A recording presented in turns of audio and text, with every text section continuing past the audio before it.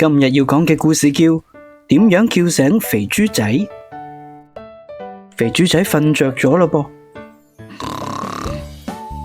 佢瞓得好冧啊，鼻鼾好大聲，周圍嗰啲朋友仔都俾佢嘈醒咗。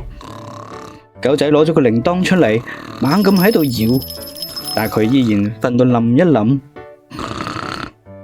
兔仔亦都攞咗個銅鑼出嚟，敲到堂堂聲，但係佢都係拗下個肚腩，繼續瞓。刺猬仔甚至攞埋個喇叭出嚟，滴滴滴答滴答答答咁吹，但係啲豬仔淨係翻咗一下身啫。然後到啲鼹鼠仔攞住個細鼓敲咗起身，咚咚咚咚咚，但係豬仔都依然係。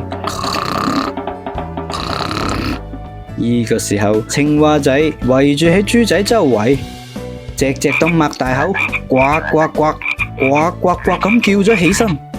但係豬仔都依然一啲反應都冇。